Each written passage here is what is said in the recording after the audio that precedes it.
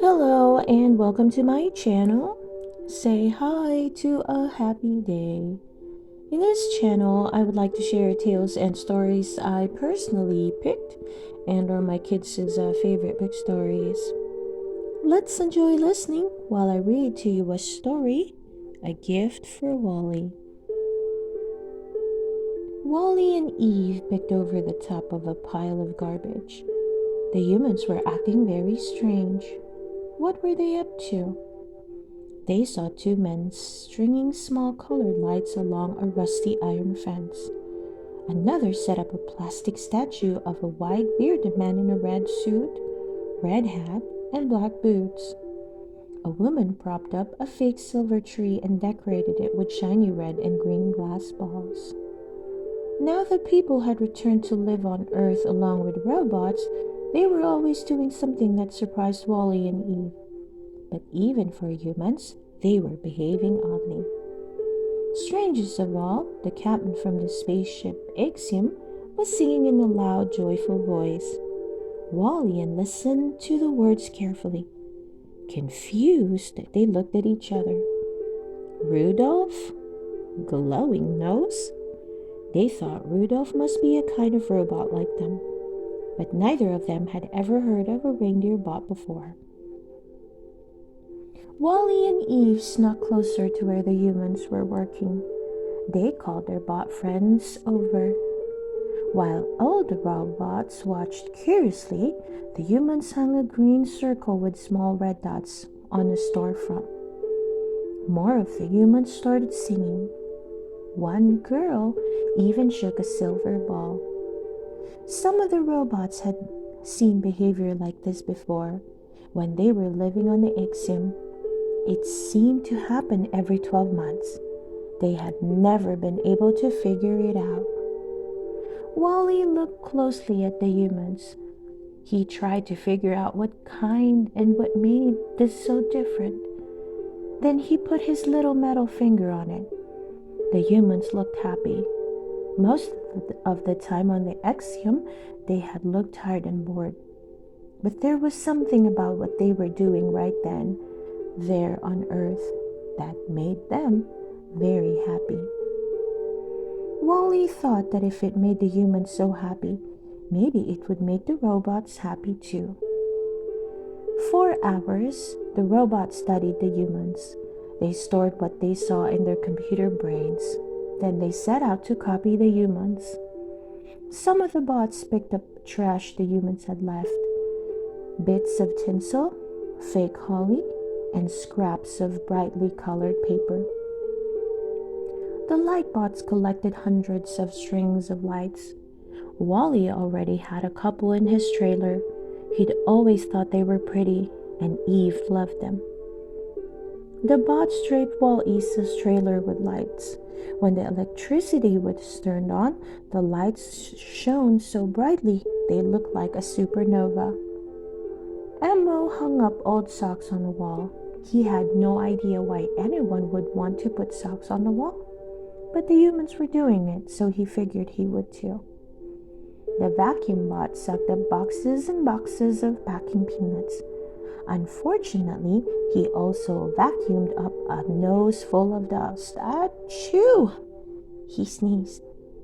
Little white peanuts floated down from the air, coating the floor like a blanket of snow. Wally and Eve roamed the grounds outside the trailer looking for more things to use. Wally went one way, Eve went the other. Eve picked up a piece of shiny metal. She found some scraps of wrapping paper. She stored them inside her chest cavity. Suddenly, she heard two humans talking. One of them was the captain. "I just love Christmas, don't you?" the other human said. "The lights, the decorations, the cookies, the presents. Christmas is my favorite time of the year." Christmas? What a lovely word. Eve rolled it around in her mind. It sparkled all her circuits. Was that the name for what the humans were doing? She stopped to listen more closely to what they were saying. Yes, the captain said slowly. But don't forget, Christmas isn't about things. That's just what by and large wanted us to believe. It's about giving, not just presents. It's about showing your friends and family that you care about them. The captain's words hummed inside Eve. Robots didn't have family, but they did have friends. And she had one friend who meant more to her than any other, Wall-E. He had come to save her when she was on the Ixiom.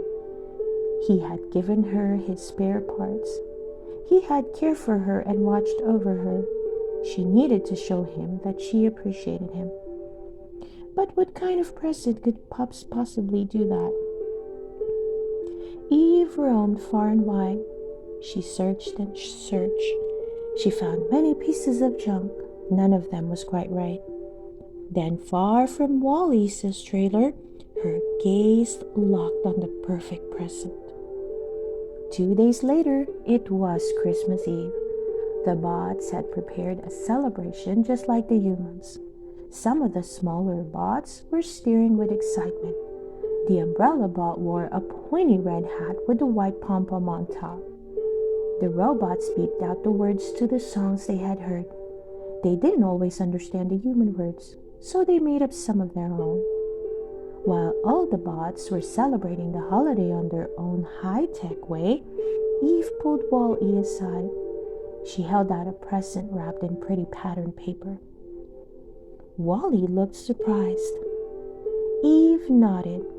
Wall-E turned the present this way and that. He admired how the shiny paper shimmered in the colored lights. He was so busy looking at the present that he almost missed Eve motioning it to him. "Open it," Eve signaled. Wall-E carefully unwrapped the present. He folded up each scrap of paper and laid it on the ground next to him. Finally, he pulled away the last piece. In his hands, Wall-E held a little evergreen, a miniature Christmas tree. The longest version of Eve's name was Extraterrestrial Vegetation Evaluator. She had been trained to find plants and was drawn to this little tree. She knew that Wall-E, with his kind ways and big heart, would take care of this present, this living thing, better than anyone else. Wall-E and Eve went outside looking for the perfect spot. Together, they dug a hole in the earth and planted the Christmas tree. Wall-E placed a shiny silver star on the top. Wall-E and Eve looked at the tree. The star twinkled brightly. It reflected the light from the real star shining far above in the night sky. Eve reached out her hand. Wall-E took it. "Eva," he said. Now he understood why humans like Christmas so much. The end. I hope you enjoyed listening to this story, A Gift for Wall-E. Please don't forget to hit that like button and subscribe to listen to more of our favorite book stories. See you soon!